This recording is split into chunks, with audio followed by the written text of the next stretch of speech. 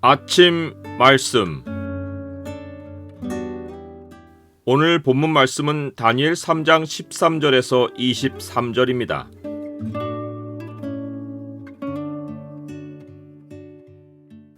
세상의 요구에 대해 절대로 안 되는 것이 있다. 오늘 본문을 소망의 창으로 보면 하나님 백성이 죽음 앞에서 가질 수 있는 소망이 무엇인지가 보입니다. 소망의 창을 보여주는 구절은 3장 17절입니다.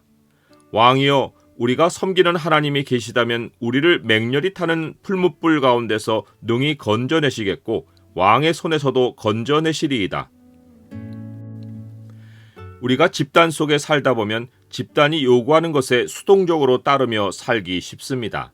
그러다 보면 신앙과 배치되는 문제가 벌어질 때 갈등을 느껴도 생존을 위해 그냥 집단에 순응하며 살 수 있습니다.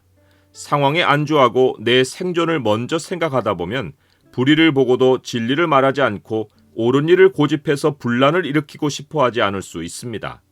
이것은 믿음을 죽이고 하나님을 부인하는 일입니다. 믿음은 끊임없이 하나님 말씀에 반응해야 생명이 있습니다.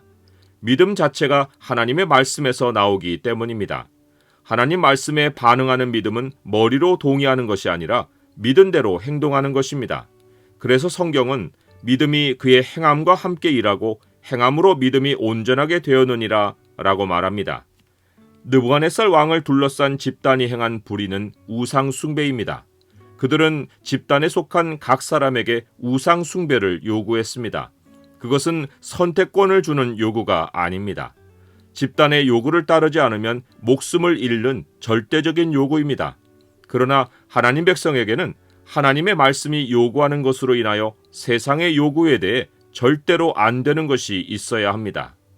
우상 숭배, 음행, 거짓말, 착취 등 금방 손으로 꼽아만 보아도 믿는 자로서는 절대로 안 되는 것들이 마음에 쉽게 떠오릅니다. 다니엘의 세 친구인 사드락과 메삭과 아벳느고는 왕의 신상에 절하라는 요구에 대하여 왕에게 대답할 필요가 없다고 잘라 말했습니다. 그들이 명확히 밝힌 이유는 두 가지입니다. 첫째는 하나님의 구원에 대한 확신입니다. 왕이여, 우리가 섬기는 하나님이 계시다면 우리를 맹렬히 타는 풀무불 가운데에서 능히 건져내시겠고 왕의 손에서도 건져내시리이다. 두 번째로 말한 이유는 더 근본적입니다.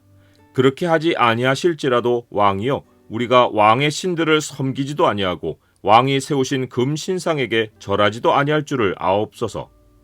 그들은 하나님 한 분만이 참 하나님이시고 영원히 두려워해야 할 분이심을 알았습니다. 하나님 백성에게는 목숨 연명이 능사가 아님을 알았습니다. 예수님의 말씀에 따라 다니엘의 세 친구의 행동을 생각해보면 그들이 이러한 믿음의 고백을 할 수 있었던 것은 영원하신 하나님의 심판을 마음에 두었기 때문입니다. 몸은 죽여도 영혼은 능히 죽이지 못하는 자들을 두려워하지 말고 오직 몸과 영혼을 능히 지옥에 멸하실 수 있는 이를 두려워하라. 이로 인해 그들은 하나님이 자기들을 왕의 손에서 건져내지 않으신다고 해도 모든 사람이 참으로 두려워해야 할 하나님을 두려워하는 살아있는 믿음을 행동으로 옮긴 것입니다. 하나님 백성이 착각하지 말아야 하는 것이 세상의 모든 요구를 들어주고 그들의 상황에 순응해주는 것이 모든 사람과 더불어 화평하는 것이 아니라는 것입니다. 하나님 백성에게는 진리를 믿는 믿음으로 진리를 거스르는 상황에 역으로 도전을 던질 때가 반드시 있습니다. 기독교 신앙을 내려놓고 자기들의 우상을 섬기라는 요구가 바로 그것입니다. 이러한 상황이 벌어지자 다른 사람도 아니고 느부갓네살 왕이 분으로 가득 찼습니다.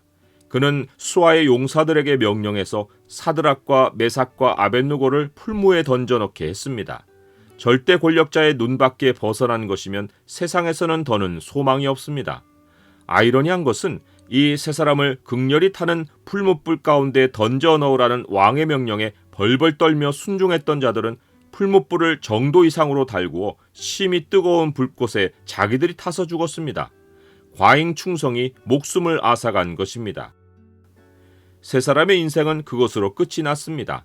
그들은 결박을 당해 풀무불에 던져졌습니다. 그때까지 하나님의 구원은 임하지 않았습니다. 그들은 인간적으로 육체적으로 죽은 것입니다. 이로보건대 하나님의 백성은 죽음 앞에서 하나님은 반드시 살리신다라는 인간적인 공식으로 하나님을 시험하지 말아야 합니다. 우리는 살아계신 하나님을 나의 육체 문제를 다루는 분으로만 생각하지 말아야 합니다.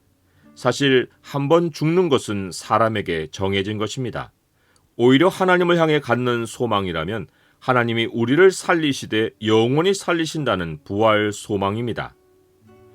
내 삶을 좌우할 권한을 가진 사람이 내 신앙을 못마땅해 할 때 나는 살기 위해 신앙의 태도를 감춥니까? 그 위협 앞에 하나님을 향한 내 신앙은 살아 있습니까? 누구든지 제 목숨을 구원하고자 하면 잃을 것이요 누구든지 나를 위하여 제 목숨을 잃으면 찾으리라.